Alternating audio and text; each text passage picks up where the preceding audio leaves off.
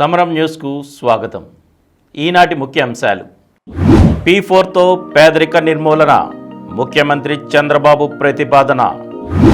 పులివర్తి నానిపై దాడి కేసులో మోహిత్ రెడ్డి అరెస్ట్. ఉచిత బస్సు ప్రయాణానికి నెలకు 250 కోట్ల రూపాయలు. నవంబర్ నుంచి పోలవరం పనులు. తెలంగాణ గవర్నర్గా జిష్ణుదేవ్ వర్మ. నీట్ యూజీ ర్యాంకుల తారుమారు. పెద్దయ్యారు వెళ్ళిపోండి. 2.5 లక్షల మంది విదేశీ యువతపై వేలాడుతున్న అమెరికా వీసా కత్తి. లంకపై తొలి T20లో భారత్ విజయం. సప్త సాగరాలు దాటి విజయ్ కోసం రుక్మిణి. పాము కాటుకి కొత్త మందు. డయాబెటిక్ రెటినోపతి నుండి చూపుని కాపాడుకోండి. వాసవ్య నరసింహంలో 1282వ ఆరోగ్య సదస్సు. ఈరోజు వార్తలను చూద్దాం. P4తో పేదరిక నిర్మూలన, ముఖ్యమంత్రి చంద్రబాబు ప్రతిపాదన. దేశంలో సంపూర్ణ పేదరిక నిర్మూలన కోసం ప్రభుత్వ, ప్రైవేటు, ప్రజా భాగస్వామ్య విధానాన్ని దేశవ్యాప్తంగా అమలు చేయాలని ఏపీ ముఖ్యమంత్రి చంద్రబాబు నాయుడు ప్రతిపాదించారు. ఇంతవరకు ప్రభుత్వాలు అమలు చేసిన ప్రభుత్వ, ప్రైవేటు భాగస్వామ్య విధానంతో దేశం ఎలా లబ్ధి పొందిందో అందరూ చూశారు. ఇప్పుడు ఇందులో ప్రజలను కూడా భాగస్వాములు చేయాలని కోరారు. దేశంలో తొలి 10% మంది సంపన్నులు అట్టడుగున ఉన్న 20% మందిని దత్తత తీసుకుని వారి అభ్యున్నతికి బాటలు వేసే విధంగా రూపకల్పన చేస్తే పేదరిక నిర్మూలన వేగంగా జరుగుతుందని వివరించారు. ఆంధ్రప్రదేశ్లో తాము ఈ విధానాన్ని అమల్లోకి తేబోతున్నట్లు ఆయన ప్రకటించారు. భారత్ ఆర్థికంగా 3వ స్థానానికి చేరుకోవడం ఖాయమైంది కాబట్టి 2047 కల్లా 2 లేదా 1వ స్థానానికి ఎదిగేలా ముందుకెళ్లాలని అభిప్రాయపడ్డారు. వికసిత భారత్ 2047 లక్ష్య సాధనకు అవసరమైన మార్గసూచి తయారు చేసేందుకు రాష్ట్రపతి భవన్, సాంస్కృతిక కేంద్రంలో ప్రధానమంత్రి నరేంద్ర మోదీ అధ్యక్షతన శనివారం జరిగిన నీతి ఆయోగ్ పాలక మండలి సమావేశంలో చంద్రబాబు ఆంధ్రప్రదేశ్ తరపున మాట్లాడారు. పులివర్తి నానిపై దాడి కేసులో మోహిత్ రెడ్డి అరెస్ట్. పులివర్తి నానిపై హత్యాయత్నం కేసులో వైకాపా నాయకుడు చెవిరెడ్డి మోహిత్ రెడ్డిని పోలీసులు అరెస్టు చేశారు. శనివారం రాత్రి దుబాయ్ వెళ్లబోతున్న ఆయనను బెంగళూరు విమానాశ్రయంలో నిలువరించారు. తిరుపతి డీఎస్పీ రవి మనోహరాచారి నేతృత్వంలోని బృందం మోహిత్ను అరెస్టు చేసింది. ఇటీవల సార్వత్రిక ఎన్నికల సమయంలో చంద్రగిరి నియోజకవర్గ పరిధిలో పెద్ద ఎత్తున అల్లర్లు చెలరేగాయి. ఎన్నికల ప్రక్రియ పూర్తయ్యాక తిరుపతిలోని శ్రీ పద్మావతి మహిళా విశ్వవిద్యాలయంలో ఈవీఎంలో భద్రపరిచిన స్ట్రాంగ్ రూమ్ల పరిశీలనకు వెళ్లిన చంద్రగిరి తెలుగుదేశం పార్టీ అభ్యర్థి పులివర్తి నానిపై హత్యాయత్నం జరిగింది. ఈ కేసులో ఇప్పటికే 34 మందిని అరెస్టు చేశారు. ఇప్పుడు మోహిత్ రెడ్డి వంతు వచ్చింది. నానిపై నాటి వైకాపా ఎమ్మెల్యే చెవిరెడ్డి భాస్కర్ రెడ్డి, ఆయన తనయుడు వైకాపా ఎమ్మెల్యే అభ్యర్థి మోహిత్ రెడ్డికి చెందిన అనుచరులు భానుకుమార్ రెడ్డి, గణపతితో పాటు పలువురు దాడి చేశారు. మారణాయుధాలు, రాళ్లు, బీరు సీసాలతో దాడికి తెగబడ్డారు. నానితో పాటు ఆయన డ్రైవర్, గన్మెన్పై సుత్తితో విచక్షణారహితంగా దాడి చేశారు. గన్మెన్ తేరుకొని గాల్లోకి కాల్పులు జరపగా నిందితులు పరారయ్యారు. ఘటనలో పులివర్తి నాని భుజం, కాలికి, గన్మెన్ తలకు గాయాలయ్యాయి. ఘటన రాష్ట్ర వ్యాప్తంగా సంచలనంగా మారడంతో అల్లర్లపై నివేదిక కోరుతూ అప్పట్లో రాష్ట్ర ఎన్నికల సంఘం సిట్ ఏర్పాటు చేసింది. 37వ నిందితుడిగా మోహిత్ రెడ్డి పేరును చేర్చిన నేపథ్యంలో ఆయన ఇటీవల ముందస్తు బెయిల్ కోసం హైకోర్టును ఆశ్రయించగా అక్కడ చుక్కెదురైంది. ఉచిత బస్సు ప్రయాణానికి నెలకి 250 కోట్ల రూపాయలు. కూటమి ప్రభుత్వం ఎన్నికల వేళ ఇచ్చిన కీలక హామీల్లో మహిళలకు ఉచిత బస్సు ప్రయాణం ఒకటి. దీని అమలుపై ఆర్టీసీ అధికారులు అధ్యయన నివేదికను సిద్ధం చేశారు. ఉచిత బస్సు ప్రయాణం వల్ల ఏపీఎస్ ఆర్టీసీకి నెలకు 250 కోట్ల వరకు భారం పడుతుందని అంచనా వేస్తున్నారు. ఇప్పటికే ఈ పథకం అమలు చేస్తున్న తెలంగాణ, కర్ణాటక రాష్ట్రాలకు వెళ్లిన అధికారులు అక్కడ ఏ బస్సుల్లో ఉచిత సదుపాయం కల్పిస్తున్నారు, ప్రభుత్వం నుంచి రీఎంబర్స్మెంట్ ఎలా తదితర వివరాలను అధ్యయనం చేశారు. సీఎం చంద్రబాబు ఆర్టీసీ రవాణా శాఖలపై సోమవారం నిర్వహించనున్న సమీక్షలో మహిళలకు ఉచిత బస్సు ప్రయాణం పథకం అమలుపై కీలక చర్చ జరగనుంది. నవంబర్ నుంచి పోలవరం పనులు. వరదలు తగ్గిన తర్వాత సీజన్ నష్టపోకుండా నవంబర్ నుంచి పోలవరం ప్రాజెక్టు పనులు మొదలుపెట్టేలా నిధులు మంజూరు చేయాలని కేంద్ర జలశక్తి మంత్రి సిఆర్ పాటిల్కు ఏపీ ముఖ్యమంత్రి చంద్రబాబు నాయుడు విజ్ఞప్తి చేశారు. నీతి ఆయోగ్ పాలక మండలి సమావేశంలో పాల్గొనేందుకు ఢిల్లీకి వచ్చిన ఆయన శనివారం ఇక్కడ శ్రమశక్తి భవన్లోని జలశక్తి శాఖ కార్యాలయంలో కేంద్ర మంత్రిని కలిశారు. ప్రాజెక్టు స్థితిగతులపై 45 నిమిషాలు చర్చించారు. అనంతరం విలేకరులతో ఇష్టాగోష్ఠిగా మాట్లాడారు. పోలవరం ప్రాజెక్టులో తొలి మలి దశలంటూ ఏమీ లేవని, పనుల వెసులుబాటు కోసం తొలుత ఒక స్థాయి వరకు ప్రాజెక్టు నిర్మాణాన్ని పూర్తి చేయాలని నిర్ణయించినట్లు చెప్పారు. తొలి దశకు నిధులు మంజూరు చేయడానికి పబ్లిక్ ఇన్వెస్ట్మెంట్ బోర్డు అనుమతులు ఇచ్చిందని, ఆ ప్రతిపాదనలు కేబినెట్కి వెళ్లాల్సి ఉందని తెలిపారు. మంత్రివర్గం ఆమోదముద్ర వేస్తే నిధులు విడుదలవుతాయని వెల్లడించారు. తెలంగాణ గవర్నర్గా జిష్ణుదేవ్ వర్మ. కేంద్ర ప్రభుత్వం 10 రాష్ట్రాలకు గవర్నర్లను నియమించింది. ఇందులో 7గురిని కొత్తగా నియమించగా 3గురిని ఒక చోట నుంచి మరో చోటకు బదిలీ చేసింది. శనివారం రాత్రి రాష్ట్రపతి ద్రౌపది ముర్ము గవర్నర్ నియామక ఉత్తర్వులను జారీ చేశారు. తెలంగాణ గవర్నర్గా త్రిపుర మాజీ ఉప ముఖ్యమంత్రి జిష్ణుదేవ్ వర్మ నియమితులయ్యారు. 1957 ఆగస్టు 15న జన్మించిన జిష్ణుదేవ్ వర్మ త్రిపుర రెండో ఉప ముఖ్యమంత్రిగా 2018 నుండి 2023 వరకు పనిచేశారు. శనివారం రాత్రి జారీ చేసిన ఉత్తర్వుల్లో కేంద్ర ప్రభుత్వం జార్ఖండ్, అస్సాం, సిక్కిం గవర్నర్లను ఇతర రాష్ట్రాలకు మార్చింది. నీట్ యూజీ ర్యాంకులు తారుమారు. నీట్ యూజీ ప్రవేశ పరీక్ష తాజా ఫలితాలతో విద్యార్థుల ర్యాంకులు తారుమారయ్యాయి. కొందరు విద్యార్థుల ర్యాంకులు మెరుగుపడ్డాయి, మరికొందరు ర్యాంకులు వెనక్కు వెళ్ళాయి. పరీక్ష నిర్వహణ వివాదాస్పదం కావడంతో ఫలితాలను ఇప్పటివరకు 3 సార్లు వెల్లడించారు. తదనుగుణంగా విద్యార్థుల ర్యాంకులు మారాయి. నీట్ పరీక్ష ఫలితాలు తొలిసారి వెల్లడైనప్పటి నుంచి ఎప్పుడేం జరుగుతుందనే ఆందోళనలోనే విద్యార్థులు, తల్లిదండ్రులు ఉన్నారు. గతంలో ఎన్నడూ లేని విధంగా పేపర్ లీకేజ్ ఆరోపణలతో వివాదాస్పదంగా మారిన నీట్ యూజీ ప్రవేశ పరీక్ష తుది ఫలితాలను నేషనల్ టెస్టింగ్ ఏజెన్సీ శుక్రవారం విడుదల చేసింది. సుప్రీంకోర్టు ఆదేశాల మేరకు సవరించిన కీ ప్రకారం ఫలితాలను వెల్లడించింది. పరీక్షలో భౌతిక శాస్త్రానికి సంబంధించిన ఓ ప్రశ్నకు 2 సరైన సమాధానాలు ఇచ్చారు. రెండింటిలోనూ దేన్ని గుర్తించినా తొలుత మార్కులు ఇచ్చారు. దీనిపై దాఖలైన పిటిషన్ను సుప్రీంకోర్టు విచారించింది. సర్వోన్నత న్యాయస్థానం ఆదేశాల మేరకు నిపుణుల కమిటీ ఒక జవాబునే పరిగణలోకి తీసుకుంది. దీనికి అనుగుణంగానే విద్యార్థులకు మార్కులు, ర్యాంకుల్లో మార్పులు చోటు చేసుకున్నాయి. ప్రతి సరైన జవాబుకు 4 మార్కులు ఇస్తారు. జవాబు తప్పుగా గుర్తిస్తే 1 మైనస్ మార్కు ఉంటుంది. దీనివల్ల గతంలో మార్కులు పొందిన వేల మంది విద్యార్థులు భౌతిక శాస్త్రం ప్రశ్నకు సరైన సమాధానం గుర్తించలేకపోతే 5 మార్కులను కోల్పోవలసి వచ్చింది. ఫలితంగా కొందరి ర్యాంకులు 2000 నుంచి 3000కు పైగా పెరిగాయి. కట్ ఆఫ్ మార్కులు పెరిగాయి. ఇవి అధికారికంగా ఇంకా వెల్లడించాల్సి ఉంది. చాలామంది విద్యార్థులు ఎంబీబీఎస్లో ప్రవేశాలు పొందడంలోనూ వెనుకబడే అవకాశాలు ఉన్నాయి. ర్యాంకులు అంచున ఉన్న వారికి వైద్య విద్య కళాశాలల ప్రవేశాల విషయంలో అనిశ్చితి ఏర్పడింది. పేదరికం పోతేనే వికసిత భారతం. పేదరికాన్ని పూర్తిగా నిర్మూలించాలనే లక్ష్యాన్ని నిర్దేశించుకొని గ్రామ స్థాయి నుంచి దానికి కృషి మొదలుపెట్టాలని ప్రధాని నరేంద్ర మోదీ పిలుపునిచ్చారు. దీనిని కేవలం ఒక కార్యక్రమంగా తీసుకోకుండా వ్యక్తిగత స్థాయిలో ఎదుర్కొనేందుకు సంసిద్ధులు కావాల్సిన అవసరం ఉందని చెప్పారు. శనివారం రాష్ట్రపతి భవన్ సాంస్కృతిక కేంద్రంలో నిర్వహించిన నీతి ఆయోగ్ పాలక మండలి 9వ సమావేశానికి ఆయన అధ్యక్షత వహించి ప్రసంగించారు. 2047 నాటికి భారత్ను అభివృద్ధి చెందిన దేశంగా తీర్చిదిద్దడానికి పేదరిక నిర్మూలన కీలకమని, దీనిని పూర్తిగా సాధించినప్పుడే దేశం రూపాంతరీకరణ చెందుతుందని ఆయన చెప్పారు. అంతర్జాతీయ పెట్టుబడుల్ని ఆకర్షించేందుకు రాష్ట్రాలు పోటీ పడాలని, దానికి తగ్గ విధానాలు రూపొందించుకోవాలని సూచించారు. ప్రజలతో ప్రత్యక్ష సంబంధాలను కలిగి ఉండటం వల్ల వికసిత్ భారత్ ఆశయ సాధనలో రాష్ట్రాలు ముఖ్యమైన పాత్ర పోషించే అవకాశం ఉందని చెప్పారు.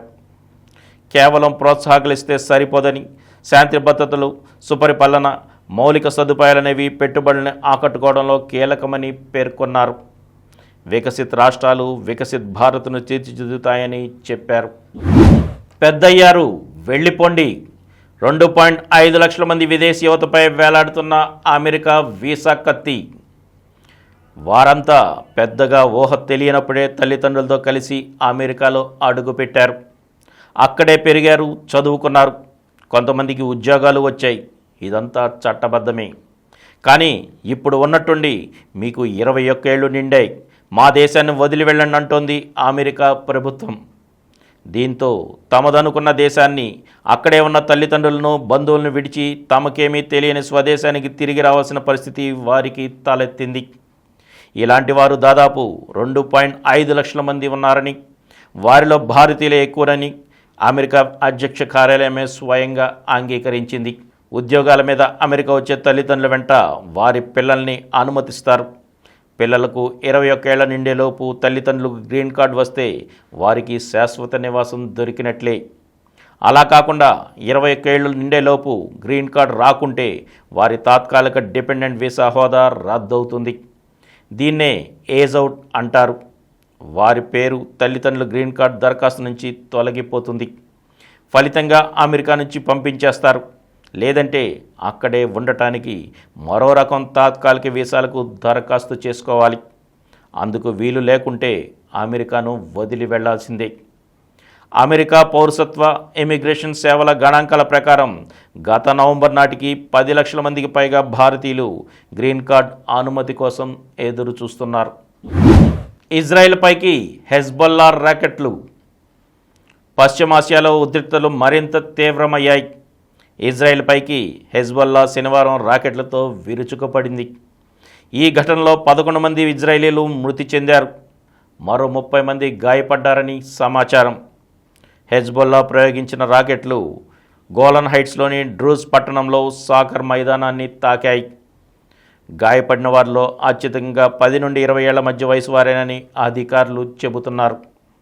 గాజాలో యుద్ధం మొదలయ్యాక ఇజ్రాయెల్పైకి హెజ్బొల్లా చేసిన అతిపెద్ద రాకెట్ దాడి ఇదే. ఈ ఘటన తర్వాత హెజ్బొల్లా ఇజ్రాయెల్ మధ్య ప్రత్యక్ష యుద్ధం తీవ్రమవుతుందా అనే భయాందోళనలు వ్యక్తమవుతున్నాయి. తాజా రాకెట్ దాడిని తాము చేయలేదని హెజ్బొల్లా చెబుతున్నా ఇజ్రాయెల్ మాత్రం దీనికి తీవ్ర ప్రతీకారం తప్పదని హెచ్చరించింది. హెజ్బొల్లాతో తాడోపేడో తేల్చుకునే సమయం ఆసన్నమైందని వ్యాఖ్యానించింది. ఇది ఇలా ఉండగా గాజాలో మరణ మృదంగం ఆగడం లేదు. శనివారం డేర్ ఆల్బలాలోని ఓ బాలికల పాఠశాలపై ఇజ్రాయెల్ నిర్వహించిన వైమానిక దాడిలో 30 మంది ప్రాణాలు కోల్పోయారు. ఇందులో 7 చిన్నారులు, 7 మహిళలు ఉన్నారు. చాలామందికి గాయాలయ్యాయి. పాఠశాల పూర్తిగా ధ్వంసమైంది. పాఠశాల భవనం హమాస్ మిలిటెంట్ల స్థావరమని, అందుకే దాడి చేశామని ఇజ్రాయెల్ సైన్యం ఐడిఎఫ్ ప్రకటించింది. లంకపై తొలి టీ20లో భారత్ విజయం. కొత్త కోచ్ గంభీర్ శిక్షణలో కొత్త కెప్టెన్ సూర్యకుమార్ యాదవ్ సారథ్యంలో భారత టీ20 జట్టు తొలి మ్యాచ్లోనే ఘన విజయం సాధించింది. శ్రీలంకతో 3 టీ20ల సిరీస్ తొలి మ్యాచ్లో టీమిండియా 43 పరుగుల తేడాతో నెగ్గింది. శనివారం మొదట భారత్ 7 వికెట్లకు 213 పరుగులు చేసింది.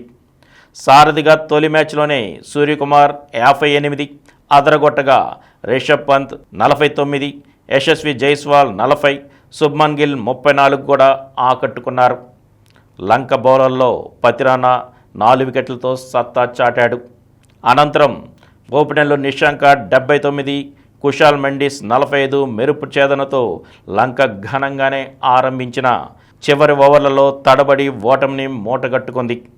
భారత బౌలర్లలో అక్షర్ పటేల్ 2 వికెట్లు, రియాన్ పరాగ్ 3 వికెట్లు, హర్షదీప్ 2 వికెట్లతో సత్తా చాటారు. రెండో టీ20 ఈరోజు సాయంత్రం జరుగుతుంది. విజయ్ కోసం సప్తసాగరాలు దాటి రుక్మిణి.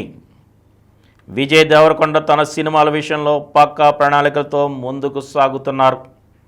ప్రస్తుతం గౌతమ్ తిన్ననూరి దర్శకత్వంలో ఓ చిత్రం చేస్తున్న ఆయన ఆ తదుపరి రాహుల్ సంకృత్యాన్, రవికిరణ్ కోలా దర్శకత్వాల్లో పని చేయనున్నారు. ప్రస్తుతం వీటికి సంబంధించిన పూర్వ నిర్మాణ పనులు శరవేగంగానే జరుగుతున్నాయి. ఈ క్రమంలోనే ఇప్పుడు విజయ్, రవికిరణ్ల ప్రాజెక్టుకు సంబంధించి ఓ ఆసక్తికర వార్త బయటకు వచ్చింది. ఈ సినిమాలో విజయ్ దేవరకొండకు జోడీగా సప్త సాగరాలు దాటి ఫేమ్ రుక్మిణి వసంత్ కనిపించనున్నారని సమాచారం. ప్రస్తుతం దీనికి సంబంధించిన చర్చలు ముగింపు దశలో ఉన్నాయని, స్క్రిప్ట్ నచ్చడంతో సినిమా చేసేందుకు రుక్మిణి సానుకూలంగా ఉందని తెలిపింది. గ్రామీణ నేపథ్యంలో సాగే రొమాంటిక్ యాక్షన్ ఎంటర్టైనర్గా ఈ చిత్రం ముస్తాబు కానుంది. వచ్చేడాది ప్రథమార్థంలో సెట్స్ పైకి వెళుతుంది. దీన్ని దిల్ రాజు నిర్మిస్తున్నారు. పాము కాటుకి కొత్త మందు.